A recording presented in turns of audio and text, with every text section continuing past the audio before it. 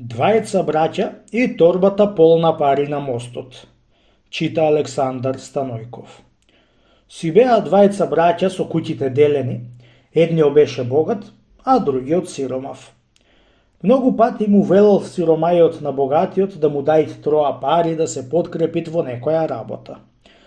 Море, брате, не е лошо да ти дам, туку не верувам да и додржиш, чунки толку ти е късметот и дарот. Така ти нарекле во треќа вечер за да видиш сиромав, атар да не ти остане, ти сите прсти токму несет, да и луѓето на веков несет едно. Рекол Господ да имат и богати и сиромаси, да од тоа не биди будала, гледај да го купиш денот и да го поминиш, чунки имаме умирачка. На овој век кол не ќе закачиве да, ами не е така речи.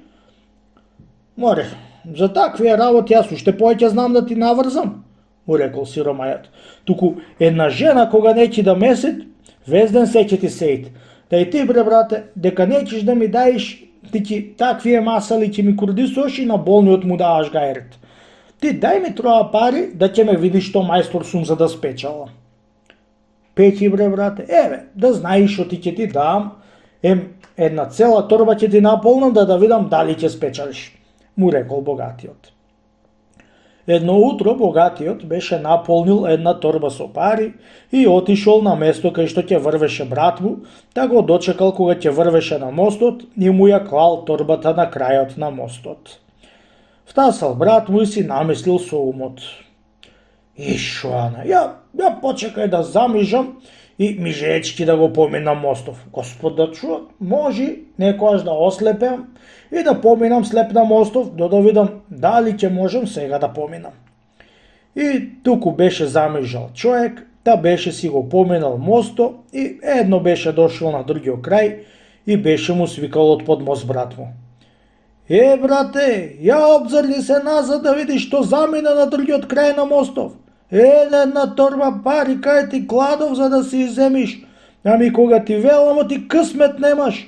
Тамам ќе си и најдеше, ти ми замижа со обете очи. Туку со сето тоа, ај земи си ја торба на со пари и гледај да и намножиш. Ја крена торбата со пари на рамо и тргна дома да и носи. Настред патот беа го начекале едни колджи, вардачи, од ѓумрукот и беа му виделе в торба што има и што нема, и кога беа му и виделе толку пари многу, беше го заплашиле и ѓоа сакале да го терат на конак, ѓоа азно беше нашол. Моли, коли, одвај беше и кандисал со черекот од парите да му и дајт да не го носат на конак. Ето ти, уште дома не однесени, черекот поедоа. Седна дома без работа да јадит и уште полојната беше изел. Најпосле се сторил со еднега ордак и кога сториле Есап, читап, торба и стап беше му останало од сермијата. Уште малку пари што беа му останале, еднаш беше загубил в чаршија троа пари, другаш дома беа влегле му арамии, така беше се свршиле парите во една година време. Тогај веќе поверувал сиромајот оти кус му бил късметот и ич не му работел, чунки стребро и алтан ваќал, камен и дрво му се чинело. Јунак можит и конј можи, ама кога неќе Господа ти поможит, се за назад ќе ти одит.